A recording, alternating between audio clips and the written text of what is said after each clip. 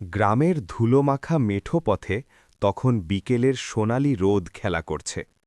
কসাইয়ের দোকানের সামনে দিয়ে যাওয়ার সময় হঠাৎ একটি বড় হাড়ের টুকরো চোখে পড়তেই কুকুরটির চোখ চিকচিক করে উঠল। সে ক্ষিপ্র গতিতে হাড়টি মুখে চেপে ধরল। তার চলার ছন্দে এক অদ্ভুত উত্তেজনা। লেজটি দ্রুত এদিক ওদিক দুলছে আর থাবার শব্দে পথের ধুলো উঠছে। হাড়টি কামড়ে ধরে সে যখন দ্রুত পায়ে গ্রাম ছেড়ে বনের নির্জনতার দিকে ছুটছিল, তখন তার প্রতিটি পেশিতে ছিল এক বিজয়ী বীরের তৃপ্তি।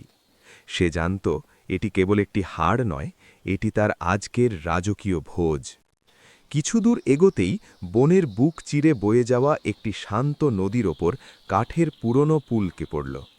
কুকুরটি যখন পুলের ওপর দিয়ে সন্তর্পণে হেঁটে যাচ্ছিল, কাঠের তক্তাগুলো তার ওজনে মৃদু ক্যাচ ক্যাচ শব্দ করে উঠছিল।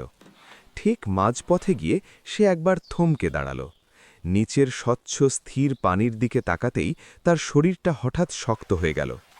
আয়নার মতো পরিষ্কার পানিতে সে দেখল হুবহু তার মতোই আরেকটা কুকুর, যার মুখে আরও বড় এক টুকরো হাড়। পানির নিচে সেই কাল্পনিক কুকুরের স্থির দৃষ্টি আর হাড়ের লোভনীয় ভঙ্গি আমাদের কুকুরটিকে বিমোহিত করে ফেলল। তার হৃৎপিণ্ডের গতি বেড়ে গেল, আর সেই নতুন হাড়টি পাওয়ার তীব্র আকাঙ্ক্ষায় তার শান্ত চলার ছন্দ এক হিংস্র অস্থিরতায় রূপ নিল। সে আর এক মুহূর্ত দেরি করল না।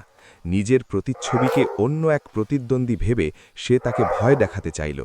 যেই না সে এক বিশাল গর্জনে ঘেউ করে উঠল, অমনি তার মুখ থেকে সেই সত্যিকারের হাড়টি টুপ করে গভীর পানিতে পড়ে গেল। পানির বুকে হাজারো বৃত্তাকার ঢেউ খেলে গেল, আর সেই ঢেউয়ের আলোড়নে নিচের ছায়াটি ভেঙে চুরে একাকার হয়ে গেল। কিছুক্ষণ আগের সেই যুদ্ধের উন্মাদনা মুহূর্তেই এক নিথর স্তব্ধতায় পরিণত হল।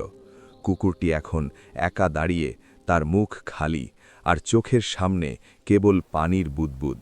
অতিরিক্ত লোভের এক মুহূর্তের ভুলে সে তার বর্তমানের আনন্দটুকুও নদীর অতল গহ্বরে হারিয়ে ফেলল।